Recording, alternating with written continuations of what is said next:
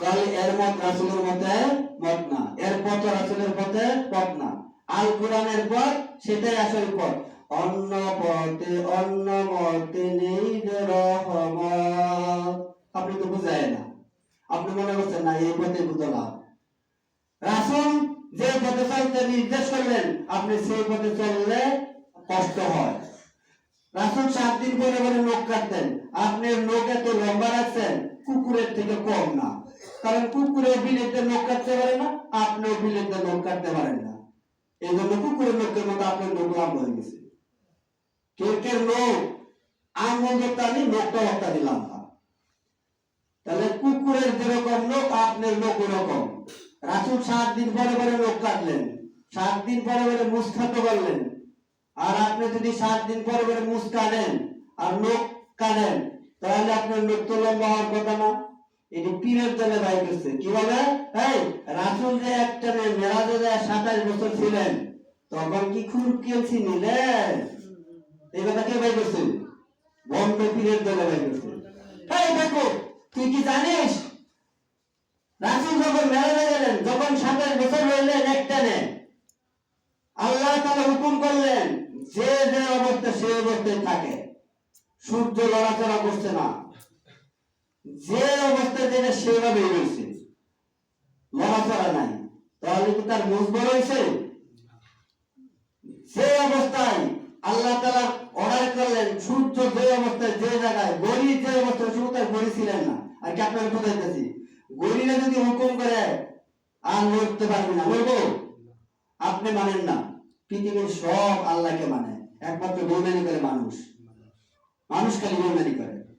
আপনারা দেখে নাই, আপনি একটা কুকুরের রুটি খাওয়ায় দেখেন 2 দিন আপনার পিছে পিছে ঘুরবো, আর আপনি একটা মাছের বন্ধুত্ব করে দেখেন আপনার পিছে পিছে ঘুরতো না।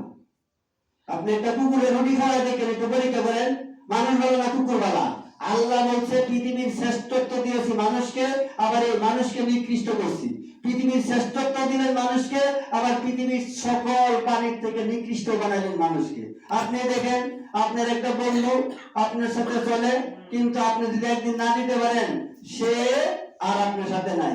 আর কুকুরকে যদি 2 দিন খাওয়ান, 3 দিনও যদি না খাওয়া রাখেন তাহলে পাশে পাশে থাকে।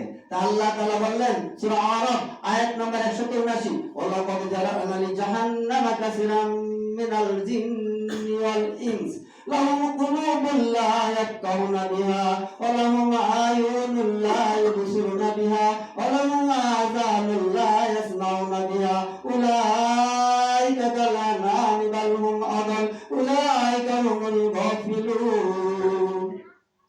আল্লাহ এতে জানা দিলেন এই সমস্ত মানুষগুলা, এই সমস্ত জিন, এই 2 জাতকে অধিকাংশ জাহান্নামে দিবেন।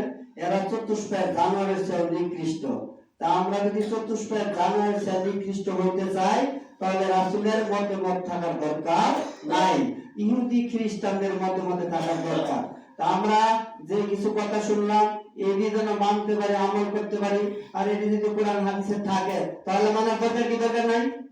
আর যদি না থাকে তাহলে আপনাদের মানার দরকার নাই।